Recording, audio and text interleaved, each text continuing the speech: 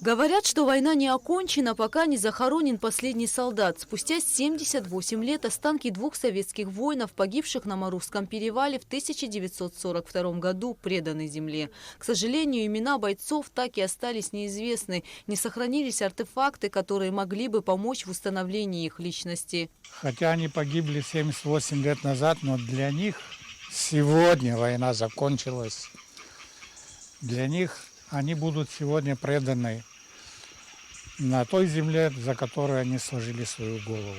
Отдать дань памяти советским воинам на церемонию захоронения пришли вице-президент Бадра Гумба, министр обороны Владимир Ануа, представители посольства России в Абхазии и управления ФСБ России. Останки бойцов Красной Армии предали земле в братской могиле в селе Баслата. Здесь захоронены и другие солдаты, защищавшие Кавказ от фашистов во время Великой Отечественной войны. Ведение боевых действий в сложных географических условиях Кавказа, безусловно, стало для всех советских воинов серьезным вызовом.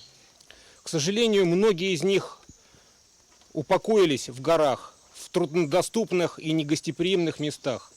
Отрадно, что благодаря слаженной, скоординированной работе Министерства обороны Республики Абхазия, Музея боевой славы имени Владислава Григорьевича Арзенба, антропологов, поисковиков, мы до сих пор можем находить останки павших героев в столь труднодоступных местах, для того, чтобы предать их земле в соответствии с заслуженными воинскими почестями.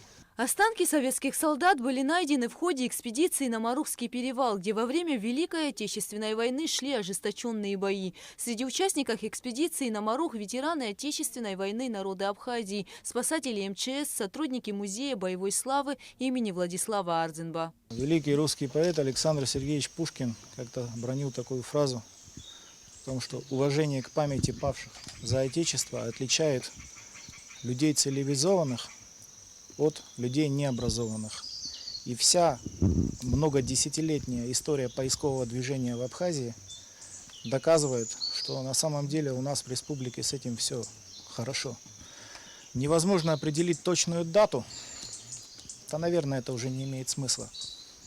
Когда это были первые, скажем, местные жители, которые, может быть, в день одного из боев пошли на Кухорском, либо на Санчарском, либо на Марусском направлении, уточнять, кто же именно из красноармейцев погиб в те далекие дни. По смертельным медальонам, по подписным каким-то артефактам. Нам поступила информация о том, что были обнаружены останки, и именно эти останки мы поднялись, решили предать их земле, поскольку достоверно известно, что это останки наших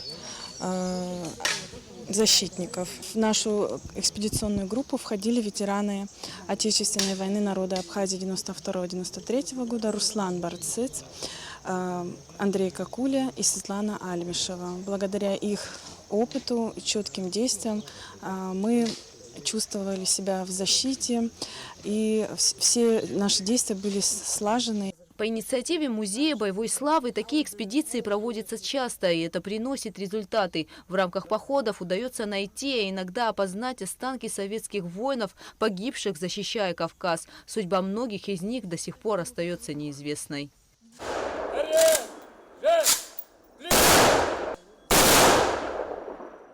Гугуца Вардания, Тимур Гугохи, Абхазское телевидение.